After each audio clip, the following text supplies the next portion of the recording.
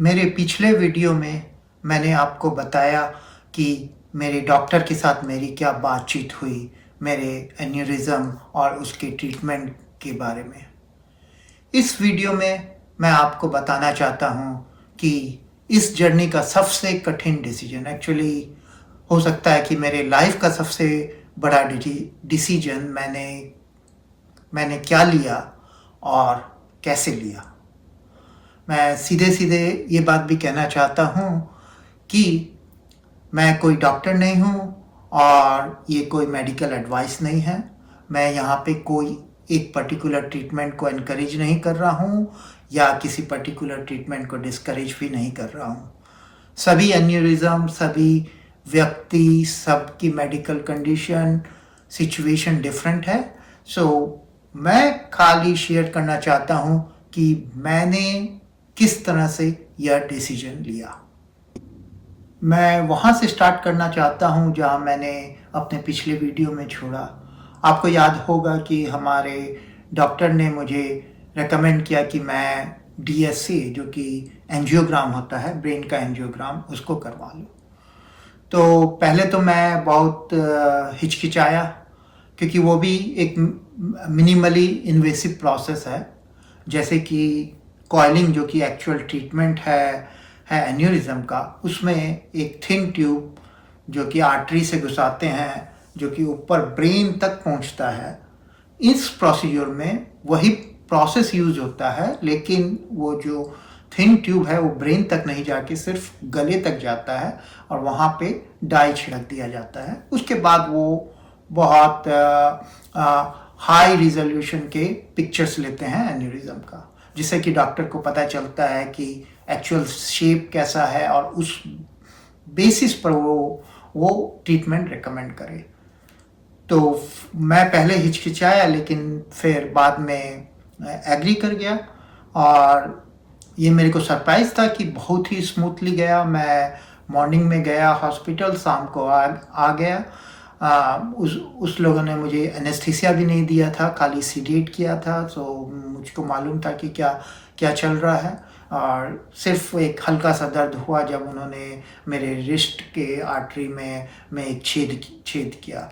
और उसके बाद प्रोसेस ख़त्म होने के कुछ घंटों के बाद में मुझे रिलीज़ कर दिया गया और एक हफ्ते के बाद में मेरी रिस्ट एकदम सही था। तो सिमिलर प्रोसेस है जैसा कि हार्ट का एंजियोग्राम होता है। उसके बाद उसका पिक्चर आया तो मैं तो थोड़ा कॉन्फिडेंट हो गया कि अगर यही प्रोसेस से मुझे अपने एन्यूरिज्म का ट्रीटमेंट कराना है तो मैं करवा सकता हूँ, कोई बहुत बुरा प्रोसेस नहीं है। लेकिन जब उसका पिक्चर आया तब हमारे डॉक्टर ने एक्सप्लेन किया कि जो हमारा एन्यूरिज्म है वो एक तो वाइड नेक है और उसमें से काफ़ी ब्रांचेस जा रहे हैं। तो एंडोवास्कुलर जो कॉइलिंग होता है तो वो बहुत स्ट्रेट फॉरवर्ड नहीं है, बिकॉज जैसा मैंने एक्सप्लेन किया पहले कि वो जो कॉइलिंग है वो कॉइल बाहर आ सकता है, तो उसके लिए स्टेन लगाना होगा, 2 स्टेन लगाना होगा। तो डॉक्टर ने रेकमेंड किया कि may be open brain surgery better option है हमारे लिए। वो सुन करके थोड़ा सा मुझको धक्का लगा, पर अब जो है वो है, तो मुझको ये डिसीजन लेना था। अब डिसीजन लेने के लिए ऑफ कोर्स इतना बड़ा डिसीजन है तो मैं सिर्फ एक डॉक्टर के सलाह में तो नहीं जा सकता हूँ। तो नेचुरली जो हम बोलते हैं सेकंड ओपिनियन, तो मैं सेकंड ओपिनियन लेना चाहा। मैं इसमें बहुत ज़्यादा कर दिया। मैंने सेकंड ओपिनियन ही नहीं, मैंने थर्ड ओपिनियन लिया, फोर्थ ओपिनियन लिया। मैंने 4 न्यूरोसर्जन के साथ बात की और ये इजी हो गया था क्योंकि जो DSA एंजियोग्राम हुआ उसका इमेज हमारे पास CD में था, तो मैंने वो CD का इमेज सब न्यूरोसर्जन को भेजा। आपको पर्सनली जाने की ज़रूरत नहीं थी, बहुत लोग ऑनलाइन हमसे कंसल्ट किए, तो वो इमेज देख करके सब डॉक्टर लोग को समझ में आ गया। पर एक तरह का सब डॉक्टर में एग्रीमेंट था कि वो चारों के चारों डॉक्टर रेकमेंड किए कि मुझको ट्रीटमेंट कराना चाहिए, मुझको इलाज कराना चाहिए, क्योंकि जैसा मैंने पहले भी वीडियो में कहा कि एक ऑप्शन ये भी है कि छोड़ दो, उसको मॉनिटर करो, पर किसी ने भी ऐसा नहीं कहा। लेकिन जब ऑप्शन की बात आई तो मेरे पास बहुत ऑप्शन थे और डिफरेंट ऑप्शन थे जो कि ज़्यादा मुझको कंफ्यूज कर दिए। जैसे एक न्यूरोसर्जन ने कहा कि नहीं, मैं दोनों एन्यूरिज्म को एंडोवास्कुलर मिनिमल इन्वेसिव कॉइलिंग के थ्रू फिक्स कर सकता हूँ। देन मोस्ट जो मेजॉरिटी डॉक्टर्स है वो बोले कि open brain surgery better option है हमारे लिए, और मेरे पास ऐसा भी ऑप्शन दिया गया है जिसमें कि मेरे 2 एन्यूरिज्म है, तो उसमें एक एन्यूरिज्म को मैं ओपन सर्जरी के द्वारा कराऊँ और दूसरे ओपिनियन को मैं एंडोवास्कुलरली कराऊँ। तो जब इतने सारे ऑप्शन हैं तो मैंने सोचा कि रादर देन कि मैं उसमें कंफ्यूज हो जाऊं, देखता हूं कि क्या कॉमन थीम है सभी डॉक्टर का। तो कॉमन थीम 2 ठो उभर करके आए। एक कॉमन थीम उभर के आया कि मुझको ट्रीटमेंट करवाना है, मुझको इलाज करवाना है, सभी ने ये कहा। दूसरा कॉमन थीम उभर के आया कि ज़्यादातर डॉक्टरों ने कहा कि जो हमारा एमसी वाला एन्यूरिज्म है वो एंडोवास्कुलरली नहीं फिक्स हो सकता या होने का चांस कम है, तो आप उसको ओपन सर्जरी कराएं। सो दूसरा ये आया कि एटलीस्ट एक ठो मेरा एन्यूरिज्म है जिसको कि मुझको ओपन सर्जरी के लिए सोचना होगा, जो कि ज़्यादा रिस्की है, ज़्यादा लॉन्ग रिकवरी वाला प्रोसेस है। अब मेरे पास 4 न्यूरोसर्जन के ओपिनियन थे, लेकिन ये डिसीजन करने के लिए मुझको और इन्फॉर्मेशन चाहिए था। तो हमारी वाइफ जो कि बहुत ज़्यादा सपोर्टिव रही है, वो और मैं बहुत रिसर्च किए ऑनलाइन। हम लोग बहुत सारे रिसर्च पेपर को स्टडी किए, ये पता किए कि और दूसरे कंट्री में किस तरह का इलाज किया जाता है। बहुत सारे ऑनलाइन फोरम सपोर्ट ग्रुप को ज्वाइन किए, वहाँ से इंफॉर्मेशन लिए, एआई भी यूज़ किए। वो सब रिसर्च करके 2 चीज़ के बारे में मैं आपको बताना चाहता हूँ जो कि बहुत उभर के आया हमारे पास। मेरे को एक कैलकुलेटर मिला, उसको कहते हैं फेजेस स्कोर, PHASES। वो क्या करता है कि आपके रेस, आपका एन्यूरिज्म का साइज, आपका एन्यूरिज्म का लोकेशन, वो सबको मिला करके आपको प्रेडिक्ट करता है कि नेक्स्ट 5 साल में आपको एन्यूरिज्म रप्चर करने का कितना चांस है। जैसा कि मैंने पहले कहा कि एन्यूरिज्म होने से कोई प्रॉब्लम नहीं है, लेकिन वो रप्चर करे तब प्रॉब्लम है, क्योंकि वो जब रप्चर करता है तो करीब 40% लोगों की मौत हो जाती है और 60% लोग बच जाते हैं, लेकिन वो 100% पहले जैसे नहीं रहते हैं। तो जब मैंने अपना नंबर डाला उसमें, तो फेजेस स्कोर में प्रोबेबिलिटी जो कि मेरे एन्यूरिज्म का रप्चर का है वो बहुत लो आया। तो मैंने सोचा कि अरे वाह, इतना लो है तब क्यों डॉक्टर लोग हमको ट्रीटमेंट करने के लिए बोल रहे हैं, मैं वेट एंड वॉच क्यों नहीं कर सकता हूँ। लेकिन जब मैंने और रिसर्च किया तो मुझको एक पेपर मिला, उस पेपर में ये फेजेस स्कोर के बारे में और भी और स्कोरिंग के बारे में काफ़ी स्टडी किया गया, और उसने कहा कि ये उतना एक्यूरेट नहीं है। एक्चुअली वो उसने डेटा प्रेजेंट किया कि जिन लोग का फेजेस स्कोर बहुत लो था उन लोग को ही बहुत ज़्यादा रप्चर हुआ है। सो ये कोई गारंटीड वे नहीं है। सो लेसन की सिर्फ एक सोर्स के पास नहीं जाए, मल्टीपल सोर्स के पास जाए जब आप रिसर्च कर रहे हैं। तो दूसरी चीज़ आपको बताना चाहता हूँ कि जैसा कि हमारे सर्जन ने कहा कि ओपन ब्रेन सर्जरी एक सही तरीका हो सकता है मेरे लिए, पर मुझको उसका बारे में सबसे ज़्यादा कंसर्न है कि उसमें एक रिस्क है कि अनरप्चर्ड एन्यूरिज्म का भी जब ओपन ब्रेन सर्जरी और ट्रीटमेंट होता है उसके बाद उसकी रिकवरी एक तो लॉन्ग होती है, और दूसरा कि रिकवरी के बाद में बहुत लोग पूरे 100% बैक नहीं होते हैं, कुछ माइनर डिफिशेंसी रह जाती है, और उसका मेरे को बहुत ज़्यादा कंसर्न था। तो जब मैं ऑनलाइन बहुत लोगों से बात करने लगे ऑनलाइन फोरम में जिसने ये सब कराया है, तो मेरा पर्सनल एक्सपीरियंस हुआ कि अधिकतर लोग जो लोग ने ये ऑपरेशन करवाया है उन्होंने बोला कि अरे मैं नहीं कराता तो अच्छा रहता, मेरे को ये प्रॉब्लम रह गया, मेरे को वो प्रॉब्लम रह गया।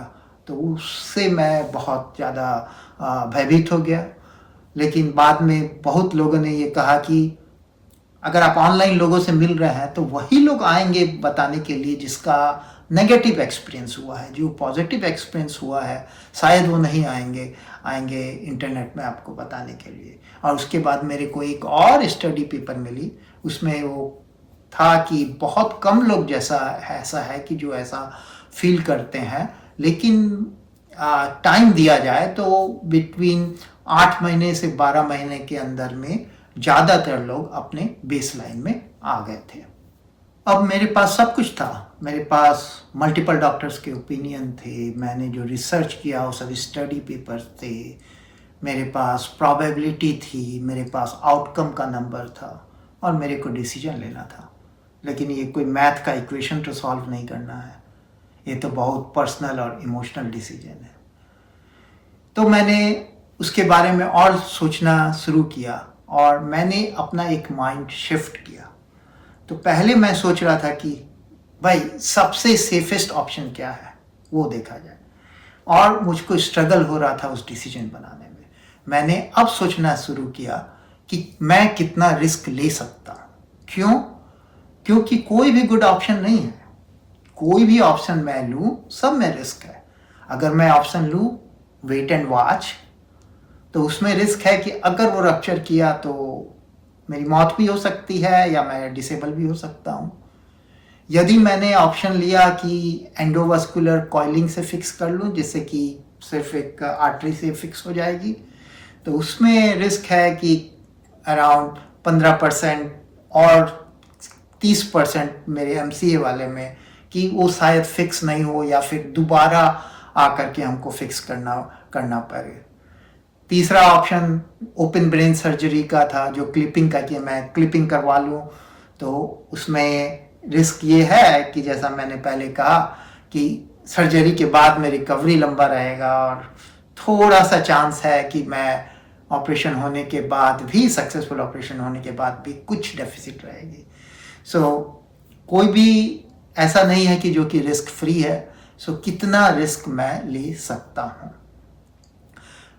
तो मैं सोचना शुरू किया पहले ऑप्शन में, और मैं आपको बता दूं कि मैं इस तरह से सोचने लगा कि अगर मैं सर्जरी के लिए जाऊं, ओपन सर्जरी के लिए, तो 100% है कि मैं वो 5% रिस्क ले रहा हूं कि down the line after the surgery कि अगर मैं पूरा ठीक नहीं हुआ तो।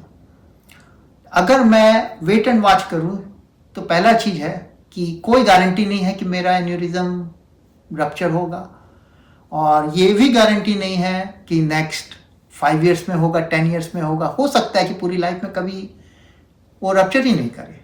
तो मैं क्यों वो रिस्क लूं? मुझको लगा कि जो क्योर है वो ज़्यादा खराब हो रहा है डिसीज के लिए।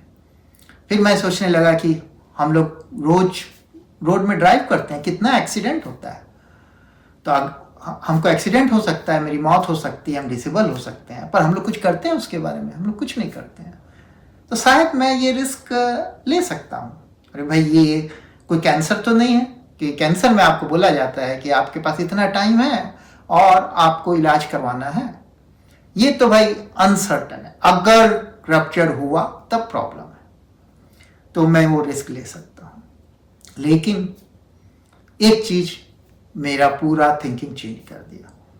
मुझको क्या समझ में आया कि ये मेरा अपना पर्सनल डिसीजन नहीं है, ये फैमिली का डिसीजन है। हमारी वाइफ जो हमारी बहुत सपोर्टिव रही है, मेरे साइड में खड़े रही है इस जर्नी के बारे में, वो कैसे इम्पैक्ट होगी मेरे डिसीजन से। हमारे बच्चे जो अभी भी पढ़ाई कर रहे हैं वो कैसे इम्पैक्ट होंगे मेरे डिसीजन से। मेरी एक्सटेंडेड फैमिली जो कि हमारा परिवार, हमारी वाइफ का परिवार, उन लोग कैसे इम्पैक्ट होगा। वो मेरा थिंकिंग चेंज हो गया कि ये पहले तो मैं सोचा मेरी बॉडी मेरा डिसीजन, बट ये मेरा डिसीजन नहीं है, मेरे पूरे परिवार का डिसीजन है। तब मैंने पूरे परिवार को इस डिसीजन में इन्वॉल्व किया। तो मैंने अपने परिवार को किस तरह से डिसीजन मेकिंग में इन्वॉल्व किया? मैंने 3 क्वेश्चन फ्रेम किए। पहला क्वेश्चन, क्या मुझको इलाज कराना चाहिए? दूसरा क्वेश्चन, अगर इलाज कराना चाहिए तो कौन सा इलाज कराना चाहिए, एंडोवास्कुलर कॉइलिंग या ओपन ब्रेन क्लिपिंग।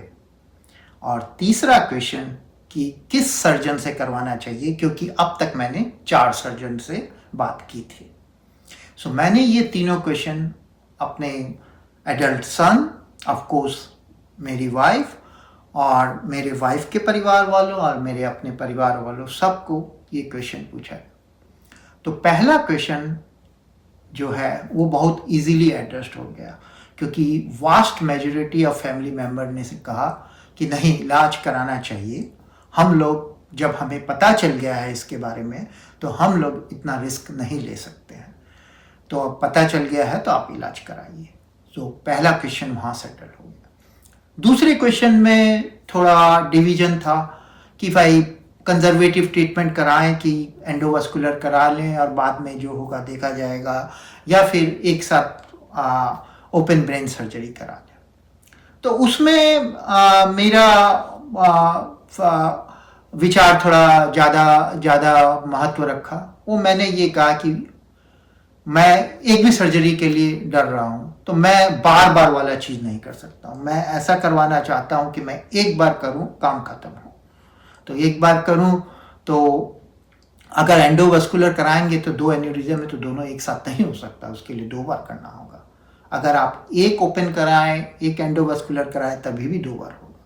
तो दोनों एक साथ कराने का एक ही तरीका है कि आप ओपन करवाएं और दोनों को एक साथ करवाएं, तो एक ही सर्जरी में वो दोनों एन्यूरिज्म को क्लिप कर देंगे और वो 99% फिक्स हो जाएगा। लेकिन हम वो रिस्क लेंगे 5% कि सर्जरी के बाद में हमारे को कुछ डेफिसिट, कुछ प्रॉब्लम रहता है कि नहीं रहता है। तो उस विचार से फिर मैंने सोचा कि नहीं, हम अगर करवा ही रहे हैं तो एक साथ ही काम खत्म किया जाए। और अब आया तीसरा क्वेश्चन कि कौन सर्जन से कराएं। हम बहुत भाग्यशाली हैं कि हम जहाँ रहते हैं वहाँ पे बहुत सारे अच्छे न्यूरोसर्जन हैं। हम दूसरे स्टेट के भी न्यूरोसर्जन से किए थे और ऐसा कोई प्रॉब्लम नहीं था, हम वहाँ ट्रैवल कर सकते थे। तो कुछ न्यूरोसर्जन थे जो कि हंड्रेड्स ऑफ ऑपरेशन किए हुए हैं, कुछ न्यूरोसर्जन थे जो कि हजारों ऑपरेशन किए हुए हैं, कुछ यंग थे, कुछ बहुत एक्सपीरियंस थे। बट अंत में ये जो डिसीजन है वो मैं डेटा और नंबर से नहीं गया कि ये बहुत ज़्यादा एक्सपीरियंस है, ये है तो उसके पास जाए। मैंने जो डिसीजन लिया कि मैं किससे ज़्यादा कनेक्ट कर सक रहा हूँ और कौन से सर्जन के साथ मैं बहुत ज़्यादा कंफर्टेबल हूँ। तो मैं जिस सर्जन के साथ, बिकॉज सबसे मैंने बात की थी, जिस सर्जन के साथ बहुत ज़्यादा कंफर्टेबल फील किया, मैंने उस सर्जन को चुना। सो इस तरह मैंने अपने एन्यूरिज्म के बारे में डिसीजन लिया। मैं इन्हें कहना चाहता हूँ कि सबका डिसीजन लेने का प्रोसेस अलग अलग हो सकता है। मैं जस्ट शेयर करता हूँ कि मैंने सर्जरी का डिसीजन क्यों लिया और कैसे लिया। अब यह है कि मैं शायद कभी भी नहीं जान पाऊँ कि सही डिसीजन है कि नहीं।